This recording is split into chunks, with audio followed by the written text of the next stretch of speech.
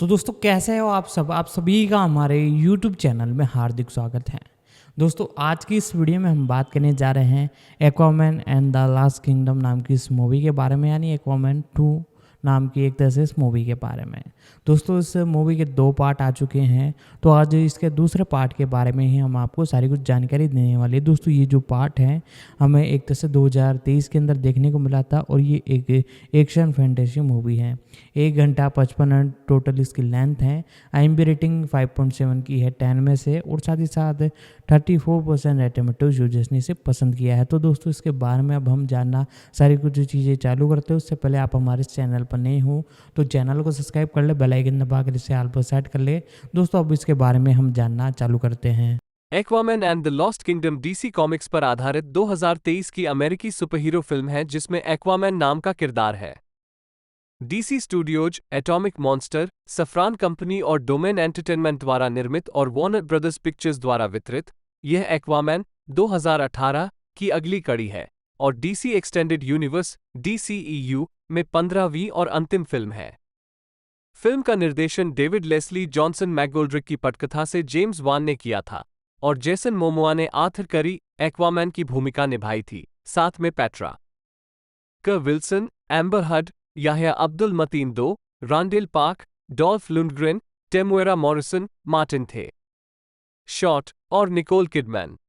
Film में Arthur को अपने सौतेले भाई ओम विल्सन के साथ मिलकर ब्लैक मंटा अब्दुल मतीन द्वितीय को अपने परिवार को मारने से रोकने और समुद्र के खोए हुए 7वें साम्राज्य की खोज करते समय दुनिया को गर्म करने के लिए शापित ब्लैक ट्राइडेंट का उपयोग करने से रोकने के लिए काम करना होगा। मोमोआ ने पहली फिल्म के निर्माण के दौरान एक्वामैन सीक्वल के लिए एक कहानी पेश की। वान सीक्वल में जल्दबाजी नहीं करना चाहते थे, लेकिन जनवरी 2019 में विकास की देखरेख के लिए सहमत हुए। जॉनसन मैकगोल्ड्रिक ने 1 महीने बाद पटकथा लेखक के रूप में वापसी के लिए हस्ताक्षर किए और वान को अगस्त 2020 में निर्देशक के रूप में लौटने की पुष्टि की गई। उन्होंने कहा कि फिल्म एक्वामैन के विश्व निर्माण पर विस्तार करेगी, इसमें अधिक गंभीर स्वर होगा और जलवायु जैसे विषय होंगे। परिवर्तन: यह एक्वामैन और ओम के बीच एक मित्र कॉमेडी है और एनिमेटर रे हैरीहाउज़न और 1960 के दशक की डरावनी फिल्मों, विशेष रूप से प्लैनेट ऑफ द वैम्पायर्स 1965 के कार्यों के समान एक रेट्रो साइंस फिक्शन वाइब के साथ कॉमिक बुक्स के सिल्वर एज से प्रेरित थी। वान ने महीने के अंत में फिल्मांकन शुरू होने से पहले जून 2021 में सीक्वल के शीर्षक की घोषणा की। फिल्मांकन जनवरी 2022 में समाप्त हुआ, जो यूनाइटेड किंगडम, हवाई, लॉस एंजल्स और न्यू जर्सी में हुआ, न्यूजीलैंड में अतिरिक्त फिल्मांकन के साथ। Aquaman and the lost kingdom का प्रीमियर 19 दिसंबर 2023 को ग्रोव, लॉस एंजल्स में एक प्रशंसक कार्यक्रम में हुआ और 22 दिसंबर को संयुक्त राज्य अमेरिका में रिलीज किया गया। फिल्म को आलोचकों से आमतौर पर नकारात्मक समीक्षा मिली और उत्पादन बजट के मुकाबले दुनिया भर में $434 मिलियन की कमाई की। $2,05,215 मिलियन का। कथानक: अटलांटिस के राजा बनने के 4 साल बाद आर्थर करी ने मीरा से शादी की और उनका एक बेटा आर्थर जूनियर है, जबकि उन्होंने अपना जीवन भूमि और समुद्र के बीच विभाजित किया। इस बीच डेविड केन, ब्लैक मंटा अपने पिता की मौत के लिए आर्थर से बदला लेने की कोशिश में लगे हुए हैं। अटलांटियन कलाकृतियों को खोजने के लिए समुद्री जीवविज्ञानी स्टीफन शिन के साथ काम कर रहे हैं। जब शिन को गलती से अंटार्कटिका में एक गुफा का पता चलता है, तो मंटा को एक काला त्रिशूल मिलता है जो उसके पास है। इसके निर्माता ने उसे आर्थर और अटलांटिस को नष्ट करने की शक्ति देने का वादा किया है। 5 महीने बाद मंटा अपनी अटलांटिस मशीनों को चुराने के लिए अटलांटिस के ओरिचलकम रिजर्व में घुस जाता है, जो प्राचीन मूल की हैं, लेकिन आधुनिक अटलांटिस के लिए अज्ञात डिजाइन की हैं। उन्हें बीच रास्ते में पकड़ लिया जाता है और अटलांटिस बलों द्वारा उनका पीछा किया जाता है। आगामी लड़ाई में मीरा घायल हो जाती है। आर्थर को पता चला कि ओरिचलकम का यह उपयोग, जो उच्च मात्रा में ग्रीनहाउस गैसों का उत्सर्जन करता है, ने न केवल ग्रहों के तापमान में वृद्धि की है और अत्यधिक मौसम और समुद्र के अम्लीकरण का कारण बना है, बल्कि अतीत में एक प्राचीन अटलांटिस साम्राज्य द्वारा उपयोग किए जाने पर लगभग ग्रहों के विलुप्त होने का कारण बना है।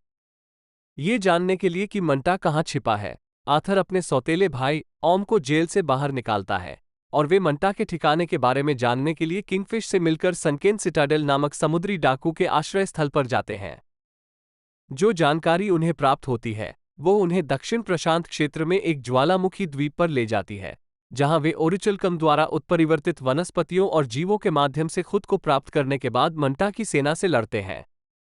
वहां ओम ब्लैक ट्राइडेंट के संपर्क में आता है, जो उसे इसकी उत्पत्ति के दर्शन दिखाता है। ओम को पता चलता है कि त्रिशूल राजा अटलान के भाई और नेक्रस के खोए हुए राज्य के शासक कोडेक्स द्वारा बनाया गया था। सिंहासन पर कब्जा करने के असफल प्रयास के बाद कोडेक्स को खून के जादू से कैद कर लिया गया था। यह महसूस करते हुए कि अटलान के किसी भी वंशज का खून कोडेक्स को रिहा कर सकता है, इस जोड़ी ने निष्कर्ष निकाला कि मंटा ने आर्थर जूनियर का अपहरण कर लिया है। शिन की मदद से अटलांटिस ने यह निर्धारित किया कि कोडेक्स की जेल और नेक्रस का खोया हुआ राज्य अंटार्कटिका में स्थित है। नेक्रस में आर्थर मंटा से लड़ता है और मीरा के आने और उसे बचाने से पहले वो लगभग मारा जाता है। मंटा ने मीरा पर काला त्रिशूल फेंका, लेकिन ओर्म ने उस पर हमला करने से पहले ही उसे पकड़ लिया। कोडेक्स की आत्मा मंटा को ओम के लिए छोड़ देती है, जो आर्थर से लड़ने के लिए आगे बढ़ता है और कोडेक्स को मुक्त करने के लिए आर्थर के खून का उपयोग करता है। आर्थर अपने भाई को उसके प्रति अपनी नफरत छोड़ने के लिए मनाता है, जिससे उसे कोडेक्स और ब्लैक ट्राइडेंट दोनों को नष्ट करने की अनुमति मिलती है। कोडेक्स का जादू गायब होने के साथ नेक्रस का पतन शुरू हो जाता है। मंटा ने आर्थर की मदद से इनकार कर दिया और खुद को दरार में गिरने दिया। अटलांटिस और शिन सुरक्षित भाग जाते हैं और निर्णय लेते हैं कि ओर्म ने खुद को छुड़ा लिया है। उन्होंने अटलांटिस को सूचित करने की योजना बनाई कि ओर्म की मृत्यु इस शर्त पर हुई कि वो छिपा रहेगा, सतह की दुनिया में खाली हो जाएगा। यह मानते हुए कि महासागरों और ग्रह को और अधिक नुकसान से बचाने के लिए पानी के नीचे के राज्यों और सतह की दुनिया का एकीकरण आवश्यक है, आर्थर ने संयुक्त राष्ट्र में एक घोषणा के माध्यम से अटलांटिस के अस्तित्व का खुलासा किया और राज्य को एक सदस्य राज्य बनाने के अपने इरादे की घोषणा की। ढालना जेसन मोमोआ आर्थर करी एक्वामैन के रूप में। आधा अटलांटिस अटलांटिस का आधा मानव राजा जो सुपरसोनिक गति से तैर सकता है और जलीय जीवन को बुला और आदेश दे सकता है। 10 और मेरा के साथ आर्थर जूनियर का पिता है। 11 निर्माता पीटर सफ्रान ने आर्थर को अंतिम बाहरी व्यक्ति कहा, ये समझाते हुए कि वो विश्वास नहीं करते कि वो सतही दुनिया या अटलांटिस का हिस्सा हैं और उन्हें कभी भी महसूस नहीं हुआ कि वो किसी भी दुनिया में हैं। 12 निर्देशक जेम्स वान ने कहा कि यह फिल्म पहली फिल्म एक्वामैन 2018 के चरित्र की कहानी की सच्ची निरंतरता है, जिसमें बताया गया है कि आर्थर को अपने दोनों की रक्षा करते हुए एक पिता की भूमिका के साथ अटलांटिस के राजा के रूप में अपने कर्तव्यों को निभाने के लिए मजबूर किया जाता है। परिवार और राज्य सफरान ने कहा कि कहानी का सार यह है कि आर्थर एक सुपरहीरो है जो मानव और अतिमानव दोनों है, जो उच्च दांव के साथ एक महाकाव्य लड़ाई में शामिल है। 13 वान ने महसूस किया कि फिल्म में आर्थर जूनियर को शामिल करना पहली फिल्म का स्वाभाविक विस्तार था और उन्होंने राजा के रूप में आर्थर की भूमिका की तुलना एक पिता के रूप में उनकी घरेलू जिम्मेदारियों से की। 11 ओम मारियस के रूप में पैट्रिक विल्सन आर्थर के अटलांटिस सौतेले भाई और अटलांटिस के पूर्व राजा, जिनसे ओशन मास्टर की उपाधि छीन ली गई है। उसे मछुआरे राजा की हत्या के लिए रेगिस्तानी जनजाति द्वारा सहारा रेगिस्तान में कैद कर लिया गया है। सीमित पानी की आपूर्ति के कारण उसकी शक्तियां कम हो गई हैं, जिससे उसका रूप दुबला पतला हो गया है। ओम को जेल से मुक्त कर दिया गया है और ब्लैक मंटा को खोजने और उसे हराने में मदद करने के लिए आर्थर द्वारा भर्ती किया गया है। 1-3-1-4-1-5 एम्बर हर्ड मीरा के रूप में अटलांटिस की रानी और जेबेल की पूर्व राजकुमारी, आर्थर की पत्नी और आर्थर जूनियर की मां, और राजा नेरिस की बेटी जो पानी को नियंत्रित कर सकती है। 1-6-1-7-1-8 फिल्म की शुरुआत में चरित्र घायल हो जाता है और ब्लैक मंटा को हराने की यात्रा में एक्वामैन, ओम और एटलाना के साथ शामिल होने से पहले अधिकांश घटनाओं के लिए ठीक हो जाता है। दोबारा शूटिंग के दौरान हट के कई दृश्य काट दिए गए। 19 डेविड केन ब्लैक मंटा के रूप में याह्या अब्दुल मतीन द्वितीय, एक क्रूर समुद्री डाकू और उच्च समुद्र भाड़े का सैनिक जो अटलांटियन बख्तरबंद सूट का उपयोग करता है और शक्तिशाली ब्लैक ट्राइडेंट का उपयोग करता है, जो अपने पिता की मौत का बदला लेने के लिए आर्थर और उसके परिवार को मारने की कोशिश कर रहा है। 202122 वान ने कहा कि ब्लैक मंटा का अपने पिता के प्रति प्यार और उनकी मौत का बदला लेने की जरूरत फिल्म में गहरा मोड़ लेती है और चरित्र अधिक शक्तिशाली हो जाता है। 13 निर्देशक ने पहली फिल्म पर काम करते समय योजना बनाई थी कि ब्लैक मंटा, जिसे उन्होंने एक महिमा मंडी तब पार्श्व चरित्र के रूप में वर्णित किया था। इसके सीक्वल में मुख्य प्रतिपक्षी के रूप में वापस आएगा और आर्थर के साथ अपने संघर्षपूर्ण संबंध स्थापित करने का विकल्प चुना। इस फिल्म में उनका बड़ा रोल है। 23 ब्लैक मंटा ब्लैक ट्राइडेंट के निर्माता कोडेक्स को नेक्रस के खोए हुए राज्य में कारावास से मुक्त करने के लिए अटलांटिस राजा एटलन के वंशज से रक्त प्राप्त करना चाहता है और ब्लैक ट्राइडेंट का उपयोग करके नेक्रस से मरे हुए योद्धाओं की एक सेना की कमान संभालता है जो उसके पास है। 24-25 वान ने कहा कि ब्लैक मंटा का सूट, जो एक डिजाइन के लिए पहली फिल्म के ऑल ब्लैक पावर सूट को छोड़ देता है, जिसे ऑल सिल्वर में बनाया गया था और जो कॉमिक्स के संस्करण के साथ साथ उनके जहाज और तकनीक के लिए अधिक सटीक था, सिल्वर एज एक्वामैन कॉमिक्स और इवान रीस की द न्यू बावन कॉमिक्स के सौंदर्य शास्त्र से प्रेरित थे। 26-15 डॉक्टर स्टीफन शिन के रूप में रांडेल पार्क, एक समुद्री जीवविज्ञानी अटलांटिस को खोजने के लिए जुनूनी है जो पहली फिल्म में ब्लैक मंटा को बचाने के बाद उसके लिए काम करता है। 27-18 डोल्फ लुंडग्रेन नेरिस के रूप में जेबेल के राजा और मीरा के पिता। 28 फिल्म के मूल संस्करण में लुंडग्रेन की एक बड़ी भूमिका थी, जिसके बारे में उन्होंने कहा कि दोबारा शूटिंग के दौरान इसे कम कर दिया गया था। 19 थॉमस करी के रूप में टेमुएरा मॉरिसन, आर्थर के पिता जो एम्नेस्टी बे में लाइट हाउस कीपर के रूप में काम करते हैं। 29-24 की आवाज के रूप में मार्टिन शॉट किंगफिश, एक विशाल मछली और पानी के अंदर समुद्री लुटेरों के आश्रय स्थल। सनकेन सिटाडेल का आत्मविश्वासी शासक, जहां आर्थर और ओम ब्लैक मंटा का पता लगाने के लिए जाते हैं। उसकी आवाज कर्कश और अहंकारी है और वह एक असाधारण रोमन सम्राट की तरह व्यवहार करता है, जिसमें एक शानदार परिवेश और महिला नौकर हैं, और उसकी सुरक्षा हैमहेड शार्क अंगरक्षकों द्वारा की जाती है। 30-31 एटलाना के रूप में निकोल किडमैन, आर्थर और ओम की मां और अटलांटिस की पूर्व रानी। 32 पानी के नीचे की दुनिया कैसे काम करती है, इस पर आर्थर के सलाहकार के रूप में एटलाना की भूमिका को न्यूडिस वुल्को की अनुपस्थिति में विस्तारित किया जा सका, जिन्होंने पहली फिल्म में उस भूमिका में काम किया था और पता चला है कि प्लेग के कारण ऑफ स्क्रीन उनकी मृत्यु हो गई थी। अप्रत्यक्ष रूप से इस फिल्म में ब्लैक मंटा के कार्यों और महासागरों को प्रभावित करने वाली भूमि से मानवता के प्रदूषण के कारण हुआ। 3-3-3-4-1-5 अटलांटिस के पहले राजा अटलान के रूप में विंसेंट रेगन भी दिखाई दे रहे हैं, जिन्होंने पहली फिल्म में ग्राहम मैकेटविश की जगह ली है। 27 जानी झाओ के रूप में स्टिंग्रे, ब्लैक मंटा के दल का एक वफादार सदस्य। 27-18 कारशोन के रूप में इंडिया मूर। 27-1 अटलांटिस और 7 राज्यों की उच्च परिषद के नेता जो अटलांटिस को मानव दुनिया के सामने प्रकट करने की उनकी इच्छा का विरोध करके आर्थर के लिए एक राजनीतिक बाधा के रूप में कार्य करते हैं। चरित्र को शार्क जैसे चरित्र के रूप में चित्रित नहीं किया गया है जैसा कि कॉमिक्स में है। 1-8-1-5-3-5 और कोडेक्स के रूप में पिलो असबेक, अटलान का भाई जो शापित ब्लैक ट्राइडेंट का निर्माता और नेक्रस के खोए हुए राज्य का मरा हुआ राजा था, जिसे ब्लैक सिटी भी कहा जाता है, जिसकी बुरी आत्मा ब्लैक मंटा के पास है।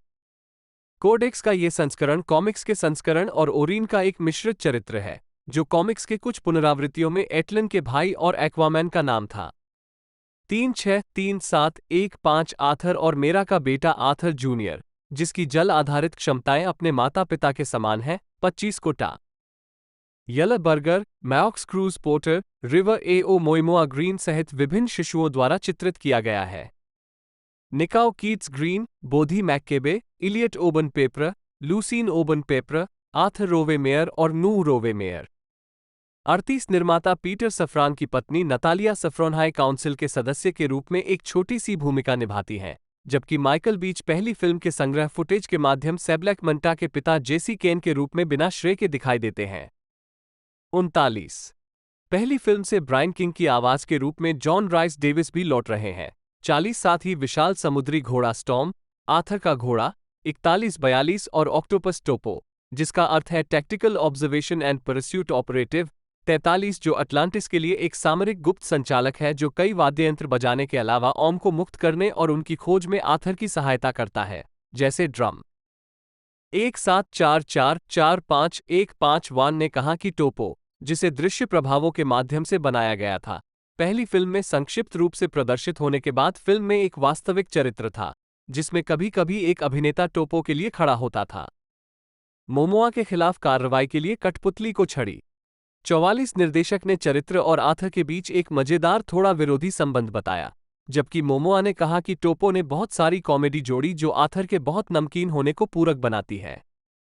45 उत्पादन विकास एक्वामैन 2018 के निर्माण के दौरान स्टार जेसन मोमोआ ने सीक्वल के लिए एक कहानी पिच विकसित की, जो उन्होंने वार्नर ब्रदर्स पिक्चर्स ग्रुप के अध्यक्ष टोबी एमरिच और निर्माता पीटर सफ्रान को दी। अक्टूबर 2018 में फिल्म की रिलीज से पहले मोमोआ ने कहा कि वह संभावित सीक्वल के विकास में अधिक शामिल होंगे और 2019 में फिल्मांकन शुरू होने की उम्मीद है।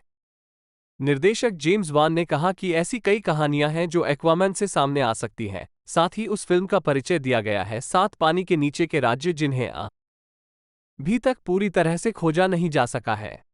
1046 मोमोआ और उनके निर्माता भागीदार ब्रान मेडोजा ने सीक्वल के लिए 50 पन्नों का एक ट्रीटमेंट लिखा, जिसे वार्नर ब्रदर्स ने खरीदा लेकिन पूरी तरह से इसका पालन नहीं किया। 12 और अभिनेता को उनकी भागीदारी के लिए $15 मिलियन का भुगतान किया गया था। 47 एमरिच को दिसंबर की शुरुआत में फिल्म के सीक्वल पर चर्चा शुरू करने के लिए बॉक्स ऑफिस अनुमानों पर पर्याप्त भरोसा था। 48 जनवरी 2019 के अंत तक, जब एक्वामैन एकल डीसी कॉमिक्स चरित्र पर आधारित सबसे अधिक कमाई करने वाली फिल्म बनने वाली थी, वार्नर ब्रदर्स संभावित सीक्वल के विकास और लेखन की देखरेख के लिए वान के साथ बातचीत कर रहे थे। निर्देशक के रूप में वापसी डेडलाइन हॉलीवुड के ज्योफ बाउचर ने कहा कि वान अपनी पिछली फिल्मों इंसीडियस 2010 और द कॉन्ज्यूरिंग 2013 के सीक्वल को लेकर बहुत सुरक्षात्मक थे और उन्होंने एक्वामैन के विश्व निर्माण में गहरा निवेश किया था। वान ने पहले एक्वामैन की दुनिया की तुलना अन्य काल्पनिक दुनियाओं जैसे मध्य पृथ्वी, स्टार वार्स आकाशगंगा और विजिटिंग वर्ल्ड से की थी। 49 फरवरी 2019 की शुरुआत में वार्नर ब्रदर्स ने द ट्रेंच नामक एक डरावनी एक्वामैन स्पिन ऑफ फिल्म की पटकथा लिखने के लिए नोआ गार्डनर और एडन फिट्जगेरल्ड को काम पर रखा, जो पहली फिल्म में पेश किए गए राज्यों में से एक पर आधारित थी। उम्मीद थी कि इसका बजट छोटा होगा और इसमें एक्वामैन के मुख्य कलाकार शामिल नहीं होंगे, जबकि वान और सफ्रान इसका निर्माण कर रहे होंगे। द हॉलीवुड रिपोर्टर के बोरिस किट ने तब रिपोर्ट दी थी कि स्टूडियो, वान और मोमोआ के बीच एक्वामैन के सीधे सीक्वल के बारे में अभी तक गंभीर चर्चा न हुई थी, क्योंकि वे पहले सांस लेना चाहते थे। 50 लेकिन कई दिनों बाद उन्होंने बताया कि पहली फिल्म के सह लेखक और अक्सर वान सहयोगी डेविड लेस्ली जॉनसन मैकगोल्ड्रिक द्वारा पटकथा लिखने के लिए हस्ताक्षर करने के साथ अगली कड़ी पर सक्रिय विकास चल रहा था। वान और सफ्रान सीक्वल का निर्माण कर रहे थे, हालांकि यह अभी भी स्पष्ट नहीं था कि वान इसका निर्देशन करेंगे या नहीं। 51 फरवरी के अंत में वार्नर ब्रदर्स ने एक्वामैन 2 को 16 दिसंबर 2022 को रिलीज करने के लिए निर्धारित किया। 52 अगले महीने सफ्रान ने बताया कि वो और वान सीक्वल में जल्दबाजी नहीं करना चाहते थे, और वार्नर ब्रदर्स ने ऐसा किया था। इसका समर्थन करते हुए यही वजह है कि फिल्म की रिलीज पहली फिल्म के 4 साल बाद निर्धारित की गई थी। उन्होंने कहा कि वे द कॉन्ज्यूरिंग यूनिवर्स की तरह ही एक्वामैन फ्रेंचाइजी के लिए काम कर रहे हैं, जिसमें द ट्रेंच जैसे स्पिन ऑफ में एक्वामैन अभिनीत मदरशिप फिल्मों के साथ साथ पानी के नीचे के राज्यों के बारे में कहानियों की खोज की जा रही है। सफरान ने कहा कि वान 7 राज्यों में से प्रत्येक की वास्तुकला, शस्त्र, रागार, सेना, रूप, अनुभव, सामान्य माहौल को जानता था और भविष्य की परियोजनाओं में उन सभी का पता लगाना चाहता था। 53 अगली कड़ी में जल्दबाजी न करने का निर्णय लेने के बाद जेम्स वान पहली फिल्म से निर्देशक के रूप में लौटे। 53 जुलाई 2019 में एक्वामैन 2 पर काम शुरू करने से पहले वान फिल्म मैलिग्नेंट 2021 का निर्देशन करने के लिए तैयार थे। 55 पैट्रिक विल्सन ने नवंबर में कहा था कि उन्होंने वान के साथ सीक्वल की योजना पर चर्चा की थी और संकेत दिया था कि वो पहली फिल्म में ओर्न मारियस, ओशन मास्टर की अपनी भूमिका को दोहराएंगे। 56 एक महीने बाद याह्या अब्दुल मतीन द्वितीय ने पुष्टि की कि वो डेविड केन, ब्लैक मंटा के रूप में लौट रहे हैं और चरित्र को निखारने की कोशिश कर रहे हैं। 20 जॉनसन मैकगोल्ड्रिक ने मार्च 2020 में कहा था कि सीक्वल किसी विशिष्ट कॉमिक बुक पर आधारित नहीं होगा, बल्कि कॉमिक बुक्स के सिल्वर एज की एक्वामैन कहानियों से प्रेरणा ले रहा है, जिसमें ब्लैक मंटा को खलनायक के रूप में दिखाया गया है। 57 वान को अगस्त में वर्चुअल डीसी फैंडोम इवेंट में अगली कड़ी का निर्देशन करने की पुष्टि की गई थी, जब उन्होंने कहा था कि यह पहली फिल्म की तुलना में अधिक गंभीर होगी और फीचर थीम जो वास्तविक दुनिया के लिए अधिक प्रासंगिक हैं, 54 जैसे कि जलवायु परिवर्तन।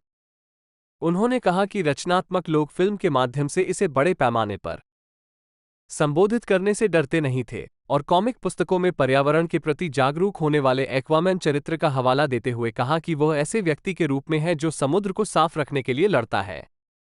उन्होंने ये भी पुष्टि की कि फिल्म अभी भी एक मजेदार एक्शन फैंटेसी फिल्म बनी रहेगी। 58 मोमोआ ने कहा कि फिल्म में एक दृश्य दिखाया गया था जिसमें एक्वामैन जलवायु परिवर्तन पर संयुक्त राष्ट्र को संबोधित करता है। अभिनेता ने संयुक्त राष्ट्र के महासागर सम्मेलन में भी ऐसा किया था।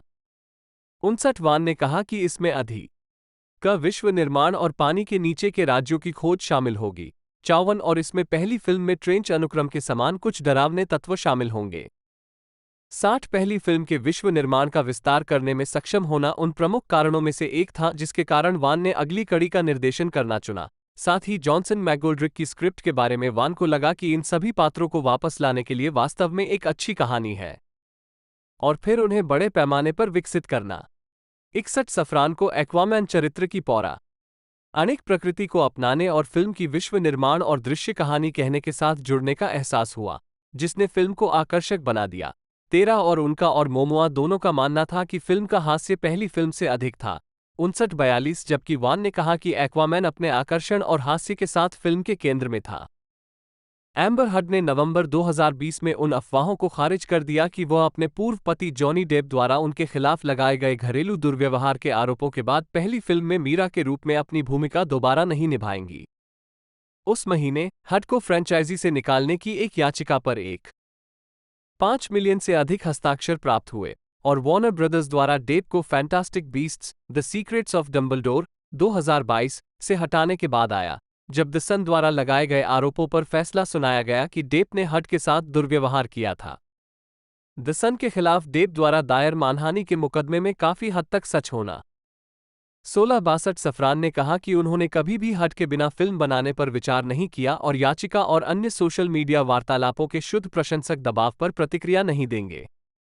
63 हालांकि हर्ड ने बाद में वाशिंगटन पोस्ट में एक कॉलम को लेकर डेप द्वारा उनके खिलाफ लाए गए मानहानि के मुकदमे के दौरान कहा कि वे उन्हें फिल्म में शामिल नहीं करना चाहते थे और उन्हें बनाए रखने के लिए संघर्ष करना पड़ा।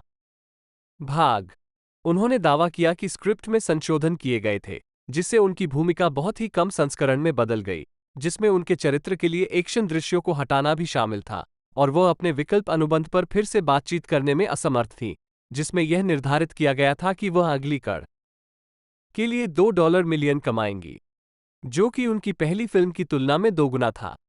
646566 उस समय तक मई 2022 में हर्ड को फिल्म से हटाने की याचिका पर 4 मिलियन से अधिक हस्ताक्षर प्राप्त हो चुके थे। 64 डीसी फिल्म्स के अध्यक्ष वाल्टर हमादा ने परीक्षण के दौरान गवाही दी कि स्टूडियो ने मीरा को दोबारा बनाने पर विचार किया था, लेकिन ये दुर्व्यवहार के आरोपों के बजाय मोमोआ के साथ हर्ड की केमिस्ट्री की कमी पर चिंताओं के कारण था।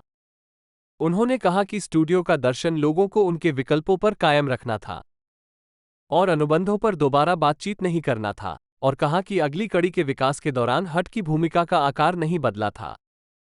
67-68 वैरायटी में तातियाना सीगल ने बताया कि हर्ड को पहली फिल्म की रिलीज के बाद केमिस्ट्री संबंधी चिंताओं के कारण सीक्वल से लगभग निकाल दिया गया था, लेकिन उनके पूर्व प्रेमी एलोन मस्क के हस्तक्षेप के बाद इन योजनाओं को छोड़ दिया गया था। सीगल ने यह भी बताया कि रसायन विज्ञान की कमी की कहानी पर विवाद हुआ था, जिसमें कहा गया था कि हर्ड ने पहली फिल्म में मोमोआ के साथ एक रसायन विज्ञ न परीक्षण किया था और एबी ली सहित 2 अन्य अभिनेत्रियों के साथ काम किया था। हर्ड ने फिल्म के सेट पर मोमोआ और वान के साथ अपने अनुभव को शत्रुतापूर्ण बताया, जिसका डीसी प्रवक्ता ने खंडन किया और उत्पादन को सकारात्मक और सहयोगात्मक बताया। 7 मानहानि मुकदमे की जूरी ने पाया कि हर्ड और डेप दोनों ने एक दूसरे को बदनाम किया। हर्ड ने 3 मामलों में डेप को बदनाम किया और डेप ने उसे एक मामले में बदनाम किया। 69 मुकदमे के दौरान सोशल मीडिया प्रतिक्रियाओं में हर्ड की तुलना में डेप का भारी समर्थन किया गया। कई मीम्स और वीडियो में उनकी गवाही का मजाक उड़ाया गया। जून 2022 में रिपोर्ट ऐसा मने आए कि मुकदमे के बाद हर्ड को फिल्म से निकाल दिया गया था, लेकिन इन्हें भी खारिज कर दिया गया। 70 हर्ड अंततः फिल्म में लगभग 20 मिनट के लिए दिखाई दिए। 71 उनके 2 दृश्यों के साथ ब्लैक मंटा के साथ एक लड़ाई का दृश्य और मोमोआ के साथ एक प्रेम दृश्य कथित तौर पर निर्माण के दौरान काट दिया गया। 7 फिल्म की रिलीज पर कई टिप्पणीकारों ने कहा कि हर्ड के कई दृश्य हटा दिए गए थे और बाकी दृश्य भद्दे और अजीब लग रहे थे। 71 हमादा ने परीक्षण के दौरान बताया कि फिल्म का उद्देश्य हमेशा एक मित्र कॉमेडी होना था जो एक्वामैन और ओम के बीच संबंधों पर केंद्रित थी। 67-68 सफरान ने इस रिश्ते की तुलना फिल्म 48 आवर्स में निक नोल्टे और एडी मफी के किरदारों से की 1982, जबकि वान ने कहा कि फिल्म एक ब्रोमांस एक्शन एडवेंचर कहानी के रूप में लिखी गई थी जो दो भाइयों के साथ दुनिया को बचाने के लिए अपने मतभेदों पर काबू पाने के रिश्ते पर केंद्रित थी, जबकि पहली फिल्म एक्वामैन और मेरा के रिश्ते पर केंद्रित थी। 4213 अभिनेता डॉल्फ लुंडग्रेन, जिन्होंने मीरा के पिता नेरिस का किरदार निभाया है, ने बाद में कहा कि मूल स्क्रिप्ट में उनकी और हट की बड़ी भूमिकाएं थीं और दोबारा शूट के दौरान उन्हें कम करने से पहले काट दिया गया था। 1972 पूर्व उत्पादन। लुंडग्रेन ने फरवरी 2021 में कहा कि वह अगली कड़ी में नेरिस के रूप में अपनी भूमिका को दोहरा रहे हैं। फिल्मांकन उस वर्ष के अंत में लंदन में शुरू होने की उम्मीद है। 28 एक महीने बाद फिल्मांकन की नियोजित शुरुआत की तारीख जून में बताई गई, हालांकि इस पर कोविड-19 महामारी के प्रभाव पड़ने की संभावना थी। 73 डीसी के वंडर वुमन 1984-2020 में सहायक कॉस्ट्यूम डिजाइनर के रूप में काम करने के बाद रिचर्ड सेल को कॉस्ट्यूम डिजाइनर के रूप में भी काम करने का पता चला था। 73-74 IWC शेफहाउसेन ने लम के लिए लाल और नीले रंग की चमकदार सुपर लुमिनोवा प्रोब घड़ियां बनाईं, जिन्हें अब्दुल मतीन द्वितीय और रांडेल पार्क ने पहना था। 75 अप्रैल में वार्नर ब्रदर्स और डीसी ने घोषणा की कि द ट्रेंच पर विकास अब आगे नहीं बढ़ रहा है। स्टूडियो के पास अपनी फिल्मों के स्लेट पर स्पिन ऑफ के लिए जगह नहीं है और उनका मानना है कि एक्वामैन 2 एक विस्तार के लिए पर्याप्त है। फिलहाल मताधिकार 76 वान ने बाद में खुलासा किया कि द ट्रेंच एक योजनाबद्ध ब्लैक मंटा फिल्म का कार्यकारी शीर्षक और गलत निर्देशन था। 26 उस महीने के अंत में पिलो असबेक ने फिल्म के कलाकारों में शामिल होने के लिए बातचीत शुरू की। 77 मोमोआ ने मई में कहा था कि वो जुलाई में फिल्मांकन शुरू करेंगे। 78 और वान ने एक महीने बाद घोषणा की कि सीक्वल का नाम Aquaman and the lost kingdom होगा। 79 टेमुएरा मॉरिसन ने एक्वामैन के पिता थॉमस करी के रूप में अपनी वापसी की पुष्टि की। 29 ऐसी भी खबरें थीं कि विलेम डेफो पहली फिल्म में नुइडिस वल्को की भूमिका को दोहरा रहे हैं। 8081 लेकिन अंततः वो दिखाई नहीं दिए, जिसके लिए वान ने शेड्यूलिंग संघर्षों को जिम्मेदार ठहराया। निर्देशक ने महसूस किया कि वल्को की अनुपस्थिति से पानी के नीचे की दुनिया कैसे काम करती है। इस पर उनके बेटे के सलाहकार के रूप में एटलाना की भूमिका का विस्तार हो सका। 33 फिल्माने मुख्य फोटोग्राफी 28 जून 2021 को Warner brothers studio, Leavesden, Watford में शुरू हुई। 2882 जिसमें 5 चरणों, स्टूडियो बैकलॉट और एक बाहरी टैंक का उपयोग किया गया। 83 फिल्मांकन कामकाजी शीर्षक नेक्रस के तहत हुआ। 73 नेक्रस के खोए हुए पानी के नीचे के साम्राज्य का संदर्भ 73368485 जो 1966 से एक्वामैन #30 में एक अस्थिर पानी के नीचे के शहर के रूप में शुरू हुआ। इसे ब्लैक सिटी के रूप में भी जाना जाता है, जो अटलांटिस को टक्कर देता है, जो एक ही स्थान पर 2 बार नहीं हो सकता है और एक विदेशी उपग्रह से उत्पन्न हुआ है। टिप्पणीकारों को लगा कि इस कार्यकारी शीर्षक से पता चलता है कि नेक्रस को फिल्म में दिखाया जाएगा। 86738485 जिसकी बाद में पुष्टि की गई। 36 वान ने कहा कि नेक्रस के खोए हुए साम्राज्य को डिजाइन करना मजेदार था।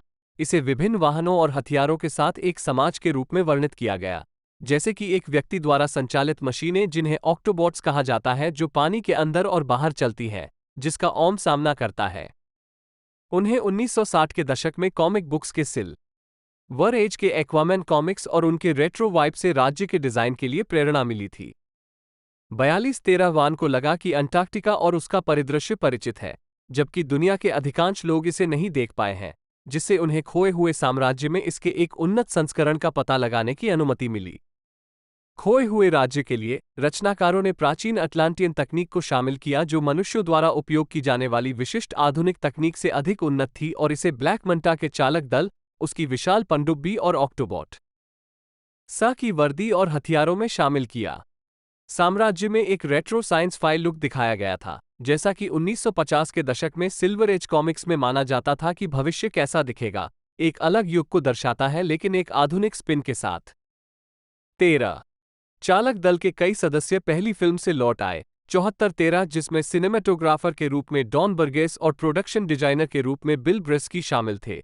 8774 जिसमें बाद में साहबी महल्ला के साथ काम किया गया। दो विशेष प्रभाव और दृश्य प्रभाव दल ने फिल्म में पानी के नीचे के दृश्यों के लिए नई तकनीक और वीएफएक्स रिग्स का आविष्कार किया ताकि अभिनेताओं के लिए अपने दृश्यों को शूट करना आसान हो सके, जिसमें 100 कैमरे प्रदर्शन और एक्शन दृश्यों को कैप्चर कर रहे थे, जिसे तब लागू किया गया था अभिनेताओं के 3D संस्करण तक। यह नया सेटअप तब आया जब वान ने पाया कि पहली फिल्म में इस्तेमाल की गई हेराफेरी प्रणाली जटिल थी और इसके उपकरणों से अभिनेताओं को शारीरिक दर्द होता था, और वान ने नए सेटअप को अधिक बहुमुखी और सुरक्षित पाया। 88-89 वान ने कहा कि क्रिएटिव चाहते थे कि अगली कड़ी कहानी और पात्रों का विस्तार करते हुए दर्शकों के लिए अधिक गहन और रोमांचक अनुभव प्रदान करे, और बताया कि फिल्म में अटलांटिस के चित्रण को पहली फिल्म से विस्तारित किया गया था। शहर की गहराई, आवासीय क्षेत्र और टाइम स्क्वायर से प्रेरित क्षेत्र, साथ ही इसकी कुछ राजनीति की भी खोज। अटलांटिस को भी अधिक रंग और जीवंतता प्रदान की गई। तेरा सफरान ने महसूस किया कि अटलांटिस का अलग रूप और अनुभव अभी भी दर्शकों को पहली फिल्म से पसंद आया था, जबकि अभी भी ताज़ा और नया महसूस हो रहा था, जो खोजी जा रही नई दुनिया की कल्पना और रंगों को पकड़ने की वान की क्षमता को उजागर करता है।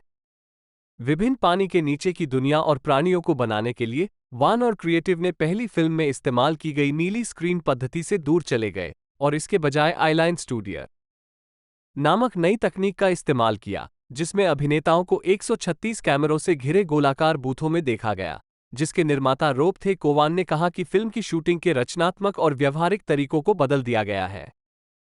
13 अगस्त 2021 में वान ने कहा कि sequel film planet of the vampires 1965-90 के साथ साथ ओल्ड स्कूल यूरो हॉरर और एनिमेटर रे हैरिसोन द्वारा निर्मित स्टॉप मोशन मॉन्स्टर्स से काफी प्रभावित था। उन्होंने कहा कि फिल्म का लुक 1960 के दशक की डरावनी फिल्मों के समान बहुत रेट्रो था, और इसमें अस्थिर यांत्रिक प्राणियों को दिखाया गया था जिसमें पुराने स्कूल की विज्ञान कल्पना और डरावनी भावना थी, जो फिल्म में ब्लैक मंटा की भूमिका से जुड़ी थी। 91 ब्रेस्की ने फिल्म की तुलना द सेवेंथ वॉयेज ऑफ सिंबाद 1958 और जेसन एंड द अर्गोनॉट्स 1963 जैसी महान खोज और राक्षसों के साथ एक काल्पनिक साहसिक फिल्म होने के लिए हैरीहाउज़न के काम से की। 42 जैसे कि डेजर्टर जनजाति जो सहारा रेगिस्तान में स्थित है और नमी के लिए रक्त पर निर्भर होकर पिशाच प्राणियों में विकसित हुई है। 15 उन मुद्दों को शामिल करते हुए जिनसे आधुनिक दर्शक संबंधित हो सकते हैं। 42 विल्सन ने कहा कि उन्होंने पात्रों के रिश्तों की खोज के अलावा लड़ाई के दृश्यों और स्टंट को पहली फिल्म से भी आगे बढ़ाया। उन्होंने ये भी खुलासा किया कि फिल्म में टोपो नाम का एक ऑक्टोपस नाम का किरदार दिखाई देता है जो ड्रम बजाता है। 92 वान ने कहा कि पहली फिल्म में टोपो की संक्षिप्त उपस्थिति के सकारात्मक स्वागत के बाद उन्होंने और जॉनसन मैकगोल्ड्रिक ने अगली कड़ी में चरित्र को एक महत्वपूर्ण भूमिका देने का फैसला किया। 41 और टोपो और अन्य प्राणियों को शामिल करने पर विश्वास किया। एक्वामैन कॉमिक्स ने दर्शकों को ये जानने की अनुमति दी कि वे चरित्र की काल्पनिक दुनिया को अपना रहे हैं। 41 लोकेशन की शूटिंग सितंबर 2021 की शुरुआत में डेवोन के सॉन्टन सैंड्स समुद्र तट पर हुई। 83-93 और लंदन के वेस्टमिंस्टर शहर के पिकाडिली में। 83 उस महीने के अंत में एसबेक की कास्टिंग की पुष्टि की गई। 94 जिसमें नेक्रस के खोए हुए राज्य के मरे हुए राजा कोडेक्स को चित्रित किया गया था। 36-37 रांडेल पार्क के बारे में पता चला कि वह पहली फिल्म से डॉक्टर स्टीफन शिन के रूप में वापसी कर रहे थे। विंसेंट रेगन को ग्राहम मैकेटविश के स्थान पर प्राचीन राजा एटलन की भूमिका के लिए चुना गया था, जिन्होंने पहली फिल्म में इस चरित्र को संक्षेप में चित्रित किया था। जानी झाओ अपनी पहली अंग्रेजी भाषा की फीचर भूमिका में फिल्म के मूल चरित्र स्टिंग्रे को चित्रित करने के लिए तैयार थीं, और इंडिया मूर को अगली कड़ी में कारशोन का किरदार निभाने का पता चला था। 27 फिल्म की 95% शूटिंग यूनाइटेड किंगडम में करने के बाद 95 ऑन लोकेशन शूटिंग के लिए प्रोडक्शन 9 दिसंबर तक हवाई चला गया। 96 97 उस वर्ष जर्सी सिटी, न्यू जर्सी में भी फिल्मांकन हुआ। 97 उसके तुरंत बाद निकोल किडमैन को एक्वामैन की मां एटलाना की भूमिका दोबारा निभाने की पुष्टि हुई। 32 फिर फिल्मांकन लॉस एंजल्स में चला गया और आधिकारिक तौर पर 12 जनवरी 2022 को मालिबू में पूरा हुआ। 95 फिल्मांकन समय पर और बजट के तहत पूरा हो गया था और कथित तौर पर लगभग एक सप्ताह के पुनर्शूट की आवश्यकता थी। 7 डाक उत्पादन। दृश्य प्रभाव विक्रेताओं के कार्यभार पर कोविड-19 महामारी के प्रभाव के कारण वार्नर ब्रदर्स ने मार्च 2022 में अपने रिलीज शेड्यूल को समायोजित किया। Aquaman and the lost kingdom को 17 मार्च 2023 में स्थानांतरित कर दिया गया था और द फ्लैश को भी 2022 से 2023 में स्थानांतरित कर दिया गया था, ताकि उनके दृश्य प्रभावों के काम को पूरा करने के लिए समय मिल सके, जबकि Shazam fury of the gods को इस फिल्म की पिछली रिलीज डेट तक बढ़ा दिया गया क्योंकि यह पहले रिलीज के लिए तैयार होगी। 98 वान ने कहा कि हालांकि उन्हें फिल्म के लिए क्रिसमस रिलीज की समय सीमा पसंद है, लेकिन वह इस देरी के लिए आभारी हैं क्योंकि इससे दृश्य प्रभावों और इसके लिए नई तकनीक पर काम करने के लिए अधिक समय मिला, जिसे उन्होंने अभूतपूर्व कहा, और कहा कि फिल्म इसकी पूर्व रिलीज डेट नहीं बनाई होगी। 99,100 वह इस समय अपने निर्देशक की भूमिका पर भी काम कर रहे थे। सॉ विल्सन ने यह भी कहा कि द लॉस्ट किंगडम मां के लिए नई वीएफएक्स तकनीकों का इस्तेमाल किया गया था। 92 जून 2022 में अंतिम लेखन क्रेडिट का खुलासा किया गया। जॉनसन मैकगोल्ड्रिक को पटकथा क्रेडिट मिला, जबकि वान और जॉनसन मैकगोल्ड्रिक की जोड़ी और मोमोआ और उनके निर्माता साथी थॉमस पासिबेट को कहानी क्रेडिट मिला। 101-12 मोमोआ ने जुलाई 2022 में खुलासा किया कि बेन एफ्लेक कैलिफोर्निया के बर्बैंक में वार्नर ब्रदर्स बैकलॉट पर रीशूट के लिए ब्रूस वेन बैटमैन की अपनी डीसी एक्सटेंडेड यूनिवर्स DCEU भूमिका को दोहरा रहे थे। 102 हॉलीवुड रिपोर्टर के आरोन काउच ने इसके तुरंत बाद रिपोर्ट दी कि माइकल कीटन ने टिम बर्टन की बैटमैन 1989 और बैटमैन रिटर्न्स 1992 से ब्रूस वेन बैटमैन के अपने संस्करण के रूप में एक दृश्य फिल्माया था। एक्वामैन और द लॉस्ट किंगडम के बाद फिल्म की रिलीज को आगे बढ़ाने से पहले कीटन के संस्करण को द फ्लैश में DCEU में पेश किया जाना था। कथित तौर पर इस दृश्य ने परीक्षण स्क्रीनिंग के दौरान दर्शकों को भ्रमित कर दिया, और काउच को लगा कि यही कारण है कि एफ्लेक पुनः शूटिंग में शामिल हुआ। 103 इस समय फिल्म का परीक्षण किया गया और मिश्रित परिणाम प्राप्त हुए, जो 2022 के मध्य में दोबारा बनाए जाने के बाद भी जारी रहा, जिससे एक नया कट बनाया गया। 7 अगले महीने वार्नर ब्रदर्स के बाद मूल कंपनी वार्नर मीडिया ने डिस्कवरी इंक के साथ विलय करके वार्नर ब्रदर्स का गठन किया। उस वर्ष की शुरुआत में स्टूडियो ने अपनी फीचर फिल्मों के लिए विपणन और वितरण लागत को फैलाने में मदद करने के लिए फिल्म को 25 दिसंबर 2023 तक विलंबित कर दिया। 104 इसने फिल्म की रिलीज को द फ्लैश की नियोजित रिलीज के बाद आगे बढ़ा दिया, जिसका मतलब था कि फिल्म में एफ्लेक के बजाय कीटन के बैटमैन संस्करण के प्रदर्शित होने की संभावना थी। 105 अक्टूबर में हॉलीवुड रिपोर्टर ने बताया कि कीटन का कैमियो संभवतः काट दिया गया है। 106 लगभग उसी समय वार्नर ब्रदर्स के फिल्म अध्यक्ष माइकल डी लुका और पमला एबडी ने वान को दोबारा शूटिंग के लिए बजट कम करने के लिए कहा, क्योंकि निर्माण के दौरान फिल्म का बजट $205 मिलियन तक पहुंच गया था। 107 नवंबर के मध्य तक जेम्स गन के साथ नवगठित डीसी स्टूडियो के सह CEO बनने के बाद सैफरन फिल्म को ठीक कर रहे थे। 108 जिन्होंने अगले महीने तक फिल्म पर नोट्स उपलब्ध कराए थे। 109 मोमोआ ने जनवरी 2023 में कहा कि उन्होंने बैटमैन के रूप में कुछ अभिनेताओं के साथ दृश्य शूट किए थे, लेकिन वह अनिश्चित थे कि अंतिम कट में किसे शामिल किया जाएगा। 110 अप्रैल 2023 में फिल्म की रिलीज की तारीख 5 दिन पहले बढ़ाकर 20 दिसंबर 2023 कर दी गई। 1-1-1-2022 के मध्य और 2023 की शुरुआत के बीच कई परीक्षण स्क्रीनिंग के बाद रीशूट के 2 सेट हुए, जिसमें डी लुका और एबडी शामिल थे। फिल्म के संपादन में 2023 की शुरुआत में आगे की परीक्षण स्क्रीनिंग के बाद गन ने फिल्म पर परामर्श दिया। 112वें रीशूट मई में 2023 राइटर्स गिल्ड ऑफ अमेरिका की हड़ताल शुरू होने से ठीक पहले संपन्न हुए। 7 और स्टूडियो ने रीशूट के तीसरे सेट के लिए संपर्क किया, जिससे फिल्म का बजट बढ़ गया, जो जून के मध्य में 5 दिनों के लिए न्यूजीलैंड में होगा। मोमोआ और विल्सन के साथ और 4 दिनों में पूरा हुआ। तब तक गुन और सफरान की DCEU को अपनी नई फ्रेंचाइजी DC यूनिवर्स DCU में रीबूट करने की योजना के कारण अफ्लेक और कीटन 2-9 को फिल्म के नवीनतम कट से बाहर रखा गया था। 112 फिल्म के अंतिम संस्करण में कोई भी अभिनेता दिखाई नहीं दिया।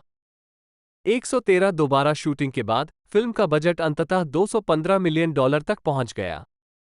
7 उस समय के आसपास वान ने कहा कि उन्हें उत्पादन के दौरान कुछ समायोजन करना पड़ा क्योंकि फ्रेंचाइजी के लिए अन्य योजनाओं के प्रति जागरूक रहते हुए DCU के विभिन्न संस्करणों पर नजर रखना चुनौतीपूर्ण था, लेकिन सौभाग्य था कि एक्वामैन फिल्में थी DCEU की बाकी फिल्मों और पात्रों से बहुत दूर। 58 सितंबर में वान ने कहा कि यह फिल्म किसी भी पिछली DCEU फिल्म से जुड़ी नहीं होगी क्योंकि वो अनिश्चित थे कि ये द फ्लैश से पहले रिलीज होगी या बाद में। 42 उन्होंने बताया कि मुख्य फोटोग्राफी के कुछ हिस्सों के दौरान कुछ अभिनेताओं के अनुपलब्ध होने के कारण उन्होंने अपेक्षाकृत कम मात्रा में अतिरिक्त फोटोग्राफी का निर्देशन किया था, जिसे उन्होंने उत्पादन प्रक्रिया का एक नियमित हिस्सा बताया। 42 लुंडग्रेन ने बाद में कहा कि स्टूडियो ने कुछ अलग कहानी के साथ इसे फिर से बनाने के लिए अधिकांश फुटेज को फिर से शूट करने का फैसला किया, जिसके परिणामस्वरूप उनकी और हट की भूमिकाएं कम हो गईं। 1972 अक्टूबर 2023 में फिल्म की रिलीज को 2 दिन की देरी से 22 दिसंबर 2023 तक कर दिया गया। 114 अगले महीने वॉर्नर ब्रदर्स ने द लॉस्ट किंगडम सहित अपनी नाटकीय फिल्मों के लिए डोमेन कैपिटल के साथ एक नए बहुवर्षीय सह वित्तपोषण समझौते पर हस्ताक्षर किए। मीडिया और मनोरंजन के लिए उस कंपनी के $700 मिलियन के फंड डोमेन एंटरटेनमेंट के माध्यम से 3-4 कक मौरी पहली फिल्म से संपादक के रूप में लौटे। 37-74 और निक डेविस ने दृश्य प्रभाव पर्यवेक्षक के रूप में काम किया, जो पहले द डार्क नाइट 2008 में काम कर चुके थे। 74 फिल्म के लगभग हर फ्रेम में दृश्य प्रभाव थे। 100,112 जो सिनेसाइट, DNEG, industrial light and magic, ILM, moving picture company, MPC, स्कैनलाइन VFX, 115 और रोडियो द्वारा प्रदान किए गए थे।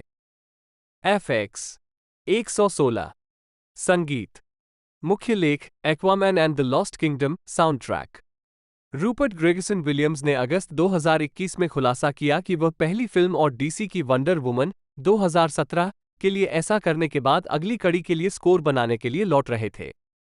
117 गाना डीप एंड एक्स एम्बेसडर द्वारा प्रस्तुत किया गया था और 17 नवंबर 2023 को एकल के रूप में जारी किया गया था।